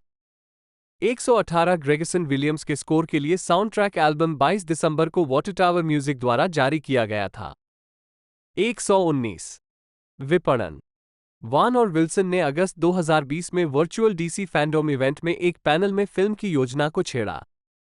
51 साल बाद DC फैंडोम 2021 में अवधारणा कला और फिल्मांकन से पर्दे के पीछे के फुटेज सामने आए। 21 फरवरी 2022 में फिल्म का पहला फुटेज वॉर्नर ब्रदर्स के टीजर के हिस्से के रूप में जारी किया गया था। DC फिल्मों की 2022 स्लेट, जिसमें द बैटमैन, ब्लैक एडम और द फ्लैश भी शामिल हैं, Aquaman and the lost kingdom और द फ्लैश से पहले अगले महीने 2023 तक देरी हो गई थी। 120-98 वान ने वॉर्नर ब्रदर में फिल्म का प्रचार किया। अप्रैल 2022 में सिनेमाकॉन पैनल मोमोआ के रिकॉर्ड किए गए संदेश के साथ साथ फिल्म के कुछ संक्षिप्त फुटेज दिखा रहा है। 121 जब अगस्त में इसकी रिलीज की तारीख में देरी हुई तो उन्होंने फिल्म के लिए और अधिक अवधारणा कला का खुलासा किया। 105 पहला ट्रेलर वॉर्नर ब्रदर्स के दौरान प्रदर्शित किया गया था। अप्रैल 2023 में सिनेमाकॉन पैनल अन्य फुटेज के बीच आर्थर और ओम के बीच ब्रोमांस दिखा रहा है। 122 कोलाइडर के स्टीव वेंट्रॉब ने कहा कि फुटेज बड़े पैमाने पर दिख रहा है और इसमें कई एक्शन दृश्य दिखाए गए हैं। 22 पहला नाटकीय ट्रेलर 14 सितंबर 2023 को जारी किया गया था। 123 कलाकार 2023 SAGAFTRA हड़ताल के दौरान मार्केटिंग में भाग लेने में सक्षम नहीं थे। 7 नवंबर में हड़ताल के समापन तक एक IWC शेफरहाउसेन ने वॉर्नर ब्रदर्स पिक्चर्स के सहयोग से एक Aquatimer perpetual calendar digital date month diving घड़ी जारी की, जो फिल्म में अब्दुल मतीन द्वितीय और पाक द्वारा पहनी गई घड़ियों से प्रेरित है। 75 प्रारंभिक समीक्षाएं, जिन्हें काफी हद तक नकारात्मक बताया गया, फिल्म की सामग्री और निष्पादन से समग्र निराशा के बावजूद मोमोआ और विल्सन के बीच की केमिस्ट्री की प्रशंसा की गई। 136,137 द गार्जियन के पीटर ब्रैडशॉ और द इंडिपेंडेंट के क्लेयर लॉफ्रे दोनों ने फिल्म के लिए एक स्टार रेटिंग प्रदान की। ब्रैडशॉ ने हास्य की तुलना ताइका वेटिटी की मार्वल फिल्मों थॉर रग्नारोक 2017 और थॉर लव एंड थंडर 2022 से की और महसूस किया कि एक पिता के रूप में एक्वामैन की भूमिका एक व्युत्पन्न ट्रॉप थी हॉलीवुड द्वारा का थकाऊ विश्वसनीयता शॉर्टकट के रूप में उपयोग किया जाता है। उन्होंने फिल्म में रांडेल पार्क की भूमिका पर भी अफसोस जताया, यह महसूस करते हुए कि यह पूरी तरह से बर्बाद थी, और कलाकारों के प्रदर्शन के बारे में अस्पष्ट भावनाएं व्यक्त की। इस बीच लॉफ्रे ने फिल्म को बुद्धिमान फ्रेंचाइजी फिल्मों की दुष्ट गैलरी में प्रवेश के रूप में लेबल किया, यह मानते हुए कि वान ने अपने नियोजित प्रोजेक्ट द ट्रेंच से तत्वों को प्रोजेक्ट में शामिल किया होगा। वह आश्चर्यचकित थी कि फिल्म का विषय जलवायु परिवर्तन के बारे में था और उसने सोचा कि मीरा की भूमिका नकली नारीवादी थी और एम्बर हर्ड के कानूनी विवादों को ध्यान में रखते हुए कथात्मक रूप से काल्पनिक थी। इसके अलावा उन्होंने सेट के टुकड़ों को व्युत्पन्न भी कहा और सोचा कि हास्य ने फिल्म के भावनात्मक क्षणों पर नकारात्मक प्रभाव डाला। 142,143 दो सितारा समीक्षा देते हुए बीबीसी के लेखक निकोलस बाबर ने अपने विचार व्यक्त करते हुए शुरुआत की कि एक्वामैन का बॉक्स ऑफिस राजस्व इस फिल्म के अस्तित्व का प्राथमिक कारण था। हालांकि उन्होंने विल्सन और अब्दुल मतीन द्वितीय के प्रदर्शन की प्रशंसा की और कहा कि मोमोआ को समुद्र का राजा बनने के लिए बहुत मिट्टी वाला के रूप में गलत समझा गया है। बाबर ने आर्थर और ओम के बीच के रिश्ते को घिसा पिटा भी कहा, किडमैन की प्रतिभा की पूरी बर्बादी पर दुख व्यक्त किया और कहा कि हालांकि हट के अधिकांश दृश्यों को संपादित कर दिया गया था, फिल्म का असंबंधित कथानक ऐसा था कि उनकी अनुपस्थिति ज्यादा मायने नहीं रखती थी। अंततः उन्होंने निष्कर्ष निकाला कि फिल्म कभी भी कुछ भी मौलिक या ईमानदार करने का प्रयास नहीं करती है और मोन्टाज और वॉइस ओवर के धुंधलेपन में हर संभावित प्रमुख घटना के माध्यम से जल्दबाजी करने के लिए इसके क्रूर संपादन की आलोचना की। 144 रोलिंग स्टोन के डेविड फियर को लगा कि यह एक स्टैंडअलोन फिल्म के रूप में काम करती है और डीसीईयू से अलग है, लेकिन टोन और दृश्य प्रभावों को नापसंद किया। फियर ने कहानी कहने को उत्सुकता से पतला भी कहा और जलवायु परिवर्तन के संबंध में इसकी टिप्पणी पर मिश्रित प्रतिक्रिया व्यक्त की, लेकिन मोमोआ के प्रदर्शन की सराहना की और डीसीईयू का पर्याप्त निष्कर्ष निकाला। 2020 और महसूस किया कि एक नए प्रतिपक्षी की कमी इसके लिए हानिकारक थी। उन्होंने डेविड केन को एक नोट वाला खलनायक कहा। उन्होंने मोमोआ के प्रदर्शन का आनंद लिया और सोचा कि इसने फिल्म के मजे में योगदान दिया है, लेकिन उन्हें करी और ओम के रिश्ते में भी कोई दिलचस्पी नहीं थी क्योंकि यह कुछ अच्छे लोगों तक पहुंचने के लिए बहुत सारे भद्दे क्षणों से गुजरता है। 146 एसोसिएटेड प्रेस के लिए लिखते हुए मार्क कैन डी ने सोचा कि फिल्म का कथानक अन्य फिल्मों जैसे the matrix 1999, pirates of the Caribbean और स्टार वार्स से व्युत्पन्न है और अन्य फिल्मों के संदर्भों को नापसंद किया। फिर भी कैनेडी ने मोमोआ के प्रदर्शन को सब कुछ एक साथ रखने वाला माना और फिल्म को उच्च उत्पादन बजट के द्वारा हिस्सेदारी बढ़ाने के प्रयास के रूप में अभिव्यक्त किया। 147 वान के निर्देशन की द न्यूयॉर्क टाइम्स में एलिसा विल्किंसन और गेमस्पॉट में फिल ओवन ने सराहना की। विल्किंसन ने उन्हें दशकों से देखी जाने वाली पेंट बाय नंबर सुपरहीरो फिल्मों से परे फिल्म बनाने का श्रेय दिया। विल्किंसन ने राजनीतिक टिप्पणी का भी आनंद लिया क्योंकि उन्हें लगा कि कुछ तत्व सत्तावाद और फांसीवाद के रूपक थे। उन्होंने एक्वामैन की तुलना में मुख्य रूप से विल्सन के प्रदर्शन और ओर्म के चरित्र विकास का आनंद लिया, लेकिन कुछ कथानक तत्वों को महसूस किया और हास्य दोहराव और उबाऊ हो गया। ओवन ने उत्पादन मूल्यों की सराहना की लेकिन महसूस किया कि इसमें सत्व की कमी थी और यह खाली दिमाग था, जिससे फिल्म को 10 में से 8 अंक मिले। 148-149 एवी क्लब के मैथ्यू जैक्सन ने इसे बी ग्रेड दिया। फिल्म में ओम और आर्थर के रिश्ते के चित्रण का उत्साहपूर्वक आनंद लेते हुए इसे फॉर्मूला पूर्ण सोना, सेट पीस और चरित्र स्तर दोनों पर कहा। हालांकि जैक्सन का मानना था कि कथा में बहुत कुछ शामिल है और उन्होंने कथानक को नापसंद किया, लेकिन फिर भी उन्हें लगा कि यह प्रभावी ढंग से एक सामंजस्यपूर्ण कथा बता सकता है और उन्होंने अपने समग्र देखने के अनुभव का आनंद लिया। 150 लॉस एंजल्स टाइम्स के माइकल ओडोना ने महसूस किया कि इसने जलवायु परिवर्तन को गंभीरता से, भले ही अनाड़ी तरीके से उजागर किया है और पानी के अंदर सीजीआई आधारित एक्शन दृश्यों के दौरान भौतिकी की अनुपस्थिति के बारे में मामूली शिकायतें व्यक्त की हैं। ओडोना ने फिल्म के बडी कॉप मूवी टोन का आनंद लिया और नोट किया कि कैसे यह मीरा के बजाय आर्थर को उसके परिवार के साथ बातचीत करते हुए चित्रित करने पर केंद्रित था। उन्होंने आर्थर और ओम के चरित्र चित्रण की सराहना की। आर्थर और ओम को डीसीईयू में सबसे जीवंत चरित्र के रूप में सराहा और कम समय का आनंद लिया। 151 इस बीच सैन फ्रांसिस्को क्रॉनिकल के बॉब स्ट्रॉस ने इसे डीसीईयू के लिए एक अच्छा निष्कर्ष माना और कहा कि ओडोना की भावनाओं से सहमत होकर कहानी और रनटाइम संक्षिप्त और कुशल था। उन्होंने ज्यादातर फिल्म के डिजाइन और दृश्य प्रभावों का आनंद लिया, लेकिन उन्हें लगा कि यह जैक स्नाइडर की तत्कालीन रिलीज फिल्म रिबेल मून 2023 के समान थी। उन्होंने पानी के भीतर होने की अनुभूति को व्यक्त करने में अभिनय को प्रभावी माना और आर्थर और ओम के रिश्ते पर प्रकाश डाला, लेकिन प्रदर्शन की प्रस्तुति को नापसंद किया। 152 पुरस्कार 49वें पीपुल्स चॉइस अवार्ड्स में मोमोआ को action movie star of the year के लिए नामांकित किया गया था। 153 फिल्म को 22वें विजुअल इफेक्ट्स सोसाइटी अवार्ड्स में फोटोरियल फीचर में उत्कृष्ट एनिमेटेड कैरेक्टर के लिए टॉपो द ऑक्टोपस के किरदार के लिए नामांकित किया गया था। 154 भविष्य। दिसंबर 2022 में द हॉलीवुड रिपोर्टर ने बताया कि वार्नर ब्रदर्स एक्वामैन फिल्म श्रृंखला को समाप्त करने और Aquaman and the lost kingdom के बाद मोमोआ को चरित्र लोबो के रूप में दोबारा बनाने पर विचार कर रहे थे। 155 जनवरी 2023 में मोमोआ ने कहा कि वो हमेशा एक्वामैन रहेंगे, लेकिन उन्हें लगा कि वह अन्य पात्रों को भी चित्रित कर सकते हैं। 156 उस महीने के अंत में डीसी स्टूडियो के सह सीईओ गन और सफरान ने कहा कि मोमोआ के लिए डीसीयू में अपनी भूमिका को दोबारा निभाने की संभावना है, लेकिन एक्वामैन पर कोई निर्णय नहीं किया गया है। कोई भी अभिनेता एक से अधिक किरदार नहीं निभाएगा, इसलिए यदि उन्होंने मोमोआ को लोबो के रूप में लिया तो वो डीसीयू में एक्वामैन का किरदार नहीं निभाएंगे। गन ने पुष्टि की कि एक्वामैन और the lost kingdom the flash के साथ डीसीयू की पहली फिल्म सुपरमैन 2025 का नेतृत्व करेंगे।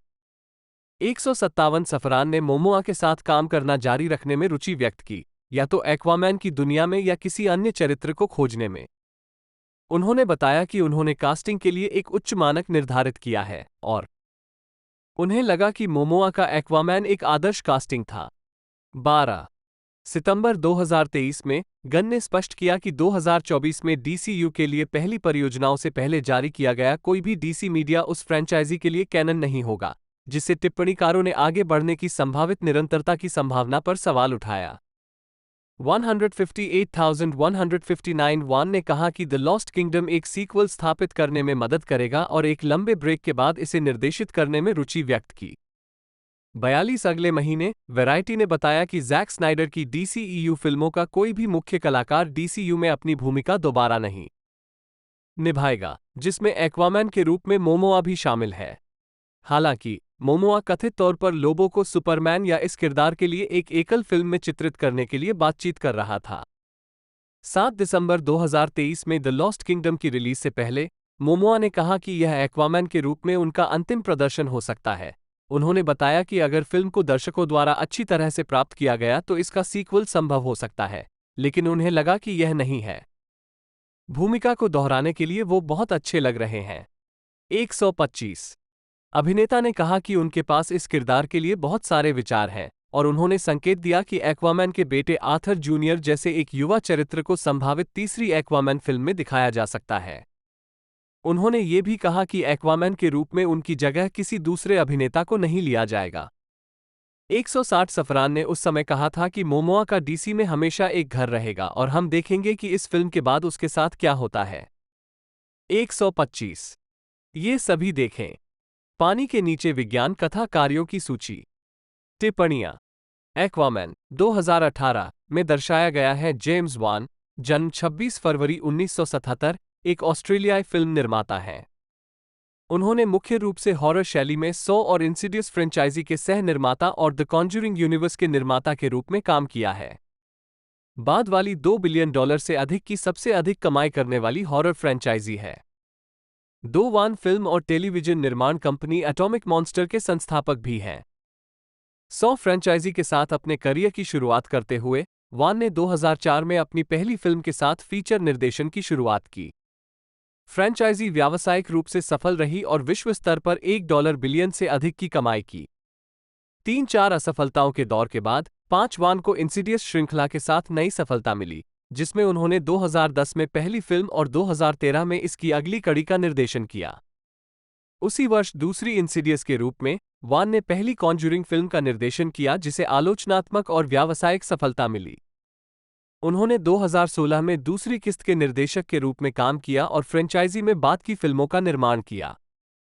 हॉरर के अलावा वान ने furious 7, 2015, fast and furious franchise की 7वीं किस्त और DC extended universe superhero film Aquaman 2018 और इसके sequel Aquaman and the lost kingdom 2023 का निर्देशन किया। फ्यूरियस 7 और एक्वामैन दोनों ने $1 बिलियन से अधिक की कमाई की, जिससे वान इस मील के पत्थर तक पहुंचने वाली 2 फिल्मों के साथ 8वें निर्देशक बन गए। 2021 तक वह अब तक के 16वें सबसे अधिक कमाई करने वाले निर्देशक हैं। उनकी फिल्मों ने दुनिया भर में $3.7 बिलियन से अधिक की कमाई की है। 7-8 प्रारंभिक जीवन और शिक्षा। जेम्स वान का जन्म 26 फरवरी 1977 को कुचिंग, सारावाक, मलेशिया में चीनी मलेशियाई माता पिता के यहाँ हुआ था। जब वान 7 वर्ष के थे तब उनका परिवार पेर्थ, पश्चिमी ऑस्ट्रेलिया चला गया। 1 वयस्क के रूप में पेर्थ लौटने से पहले उन्होंने कैनबरा में लेक तुगरानो कॉलेज में पढ़ाई की। 10-11 वान पेर्थ से मेलबर्न स्थानांतरित हो गए, जहां उन्होंने RMIT विश्वविद्यालय में दाखिला लिया। उन्होंने 1999 में मीडिया में कला स्नातक के साथ RMIT से स्नातक की उपाधि प्राप्त की। 12 करियर 2004-2006 पदार्पण 2003 से पहले वान और उनके दोस्त साथी फिल्म निर्माता लेह वेन्नेल ने एक डरावनी फिल्म के लिए एक पटकथा लिखना शुरू कर दिया था, जिसमें उन्होंने अपने सपनों और डर को इसके कथानक के लिए प्रेरणा बताया था। स्क्रिप्ट पूरी करने पर वान और वेन्नेल अपनी स्क्रिप्ट से एक अंश का चयन करना चाहते थे, जिसे बाद में सो के नाम से जाना गया, और अपनी फिल्म को स्टूडियो में पेश करने के लिए इसे फिल्माना चाहते थे। चार्ली क्लॉसर, जिन्होंने फिल्म के लिए संगीत तैयार किया था, और कुछ स्टैंड इन अभिनेताओं की मदद से वान और वेन ने अपेक्षाकृत कम बजट के साथ फिल्म की शूटिंग की। वेन्नेल ने फिल्म में एडम स्टैनहाइट की भूमिका निभाने का भी फैसला किया, जो फिल्म के मुख्य पात्रों में से एक था। 13 फुल लेंथ सॉ की रिलीज के बाद फिल्म को घरेलू और अंतर्राष्ट्रीय स्तर पर बॉक्स ऑफिस पर जबरदस्त सफलता मिली। फिल्म ने अमेरिका में $55 मिलियन और अन्य देशों में $48 मिलियन, यानी दुनिया भर में कुल $103 मिलियन से अधिक की कमाई की। यह उत्पादन बजट से $100 मिलियन अधिक था। 14 इसके बाद स्टूडियो ने सीक्वल सॉ 2 और बाद में सॉ फ्रेंचाइज के बाकी हिस्सों को हरी झंडी दे दी। अपनी स्थापना के बाद से सॉ फिल्म्स दुनिया भर में असमायोजित डॉलर में सबसे अधिक कमाई करने वाली हॉरर फ्रेंचाइजी बन गई है। अकेले संयुक्त राज्य अमेरिका में सॉ $10 मिलियन के अंतर से केवल फ्राइडे द 13वीं फिल्मों के बाद दूसरी सबसे अधिक कमाई करने वाली हॉरर फ्रेंचाइजी है। 15-16 वान ने सॉ 2004 का निर्देशन किया और सॉ 3 2006 का सह लेखन किया। इस बीच उन्होंने और वेन्नेल ने मुख्य रूप से सॉ 2, सॉ 3, सॉ इव 17, Saw V, Saw 3D, Jigsaw, Spiral और सॉ एक्स के सीक्वल के कार्यकारी निर्माता के रूप में काम किया है। 2007-2009 व्यावसायिक असफलताएं। 2007 सैन डिएगो कॉमिक कॉन में वान। 2007 में वान ने 2 फीचर फिल्मों का निर्देशन किया। पहली हॉरर फिल्म डेड साइलेंस थी, जो उस समय वान और वेन्नेल के एजेंट की सलाह का परिणाम थी। वान और वेन्नेल ने तब से कहा है कि फिल्म उनके लिए एक नकारात्मक अनुभव थी। 5 डेड साइलेंस में ऑस्ट्रेलियाई अभिनेता रयान क्वांटन ने अभिनय किया है और यह एक किंवदंती के आधार पर आधारित है, जिसके तहत एक वेंट्रिलोक्विस्ट, मैरी शॉ का भूत, उसकी उपस्थिति में चिल्लाने वाले किसी भी व्यक्ति की जीभ निकाल देता है। एक भयानक फिल्म के बजाय वान ने फिल्म को एक डरावनी गुड़िया फिल्म के रूप में वर्णित किया। यह उन पुराने ट्वाइलाइट जोन एपिसोड या हैमर हॉरर फिल्म्स की भावना में है। बहुत पुराने स्कूल 181920 फिल्म ने $20 मिलियन के उत्पादन बजट के मुकाबले $22 मिलियन से अधिक की कमाई की। 21 इसे आलोचकों से नकारात्मक समीक्षा मिली। 23-24 वान की 2007 की दूसरी निर्देशित film vigilante action drama film Death Sentence थी। ये फिल्म 1975 में ब्रायन गारफील्ड के इसी नाम के उपन्यास पर आधारित थी, जिसे डेथ विश की अगली कड़ी के रूप में लिखा गया था। 25-26 फिल्म का नायक केविन बेकन एक पिता था जो अपने मारे गए बेटे का बदला लेना चाहता था, जिसे एक स्थानीय गिरोह ने मार डाला था। वेन्नेल ने गिरोह के सदस्यों में से एक के रूप में एक छोटा किरदार निभाया। 27-28 वान ने फिल्म का वर्णन एक कच्ची और गंभीर 70 के दशक की शैली की बदला लेने वाली थरी। ये बंदूकों के साथ मेरी कलात्मक फिल्म है। 18 फिल्मों ने $20 मिलियन के उत्पादन बजट के मुकाबले $17 मिलियन की कमाई की। 29-30 वान की पिछली फिल्म की तरह ही इसे भी नकारात्मक समीक्षा मिली। 31-32 लेखक गारफील्ड ने बाद में कहा, मुझे लगता है कि अंत में अपनी हास्यास्पद हिंसा को छोड़कर डेथ सेंटेंस फिल्म अपने चरित्र की गिरावट और प्रतिशोधपूर्ण सतर्कता की मूर्खता को दर्शाती है। उन्होंने आगे कहा, एक कहानी के रूप में इसे बनाया गया है वो बिंदु जो मैं कहना चाहता था। 33 अपनी पिछली 3 फिल्मों पर लगातार काम करने के बाद वान ने पुरुष जीवनशैली वेबसाइट क्रेव ऑनलाइन को बताया कि वो सिर्फ आराम करने के लिए कुछ समय की छुट्टी के लिए तैयार हैं। लेकिन साथ ही मैं इस अवसर का उपयोग फिर से लिखने के लिए कर रहा हूं। 34 2008 में वान ने survival horror video game dead space के लिए एक ट्रेलर का निर्देशन किया।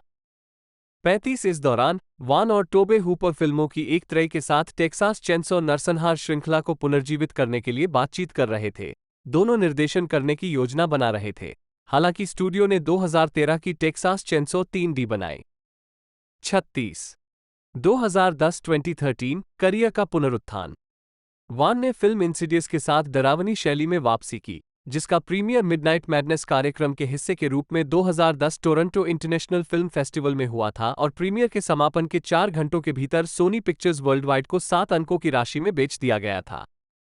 फिल्म ने अप्रैल 2011 के पहले सप्ताहांत में अपनी अमेरिकी नाटकीय रिलीज शुरू की और टिकट बिक्री में अनुमानित 13.5 मिलियन अमेरिकी डॉलर के साथ बॉक्स ऑफिस पर तीसरा स्थान हासिल किया।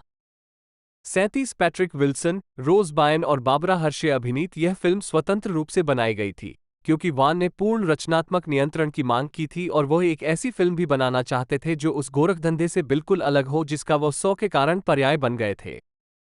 वान ने एक साक्षात्कार में कहा, ये तथ्य कि इंसिडियस को एक समिति द्वारा नहीं चलाया जा रहा था, वास्तव में मुझे बहुत सारे डरावने, विचित्र क्षणों के साथ एक फिल्म बनाने की सुविधा मिली, जो एक स्टूडियो को नहीं मिल सकती है। 38 वान ने बाद में खुलासा किया वह अन्य शैलियों में प्रयोग करना चाहते हैं या अन्य शैलियों में फिल्में बनाना चाहते हैं क्योंकि मुझे लेह और मुझे पसंद है। हम सिर्फ हॉरर प्रशंसक नहीं हैं, हम फिल्म प्रशंसक हैं। मुझे एक्शन फिल्में पसंद हैं। मैं एक्शन फिल्में करना चाहता हूं। मैं रोमांटिक कॉमेडी करना चाहता हूं। मुझे ये सब चीजें पसंद हैं। इसलिए अगर मुझे अच्छी सामग्री मिलती है तो मैं इसे करूंगा। 37 वान की अगली फिल्म द कॉन्ज्यूरिंग 2013 पति पत्नी एड और लोरेन वॉरेन के वास्तविक जीवन के कारनामों पर केंद्रित है, जो एक विवाहित जोड़ा है जो असाधारण घटनाओं की जांच करता है। 39 ये फिल्म एमिटीविले के बाद इस जोड़े के सबसे प्रसिद्ध मामले पर केंद्रित थी, जिसमें उन्होंने रोड आइलैंड परिवार के खेत पर एक चुड़ैल के अभिशाप की जांच की थी। इस जोड़ी के साथ अपने दूसरे सहयोग में पैट्रिक विल्सन ने फिल्म में अभिनय किया, जिसमें उन्होंने और वेरा फॉर्मिगा ने क्रमशः पति और पत्नी की भूमिका निभाई। 40 फरवरी 2012 के अंत में उत्तरी कैरोलिना, संयुक्त राज्य अमेरिका में फिल्मांकन शुरू हुआ। 40 और न्यू लाइन सिनेमा ने वॉर्नर ब्रदर्स पिक्चर्स के साथ मिलकर शुरुआत में फिल्म को 25 जनवरी 2013 को रिलीज करने की योजना बनाई थी। 41-42 फिल्म की एक टेस्ट स्क्रीनिंग अक्टूबर 2012 में न्यूयॉर्क कॉमिक कॉन इवेंट में हुई, जहां इसे आईजीएन थिएटर में प्रदर्शित किया गया और दर्शकों की प्रतिक्रिया बेहद सकारात्मक थी। उस स्तर पर वान के पास फिल्म पूरी होने से पहले कई और सप्ताह थे। ये फिल्म जुलाई 2013 में रिलीज हुई थी। 43 और $319 और 50 सेंट मिलियन की कमाई के साथ आलोचनात्मक 44-45 और व्यावसायिक रूप से सफल रही थी। 46 द कॉन्ज्यूरिंग पर काम पूरा होने के बाद वान ने 2010 की इंसिडियस की अगली कड़ी का निर्देशन किया। फिल्म को एक बार फिर वान के लंबे समय के सहयोगी और करीबी दोस्त वैन नेल द्वारा लिखा गया और मूल फिल्म के कलाकार वापस आ गए।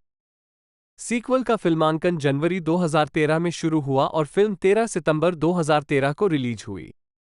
एक मीडिया आउटलेट ने फिल्म के बजट को शूस्ट्रिंग बताया था।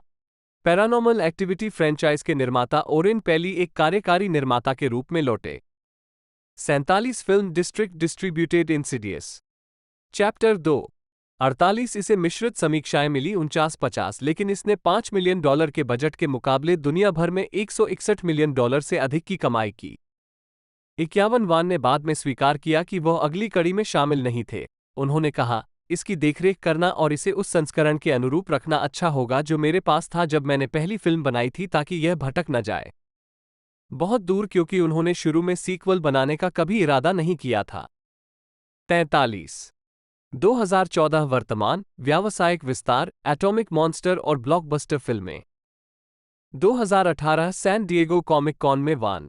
दोस्तों, मूवी की रिलीजिंग डेट के बारे में बात की जाए तो 19 दिसंबर 2023 को इसे द ग्रोट के अंदर रिलीज़ किया गया था। उसके बाद इसे 22 दिसंबर 2023 को यूनाइटेड स्टेट के अंदर रिलीज़ कर दिया गया था। साथ ही साथ 124 मिनट टोटल इसकी रनिंग लेंथ है और यूनाइटेड स्टेट के अंदर इसे बनाया गया था। मेन बेस लैंग्वेज इसकी इंग्लिश है और 205 से 215 मिलियन डॉलर्स के बीच में इसका नेट एक तरह से जो बजट था वो था। कलेक्शन मूवी ने किया लगभग 434 बिलियन डॉलर्स का, जो कि बहुत ही बेहतरीन एक तरह से कलेक्शन था इस मूवी का। तो दोस्तों इस मूवी के ऊपर मैंने पहले भी वीडियो बना रखी है, ये दूसरा पार्ट इसका एक तरह से होने वाला है। सारी कुछ जानकारी इसके बारे में मैंने दे दी और बाकी बात रही इसके तीसरे पार्ट की, तो वो भी कंफर्म नहीं किया गया है। जैसे कोई कंफर्मेशन आती है, अपडेट आती है, मैं शॉर्ट वीडियो के द्वारा आपको बता दूंगा। तो दोस्तों आज की इस वीडियो में दोस्तों इतना ही, मिलते हैं अगले वीडियो में।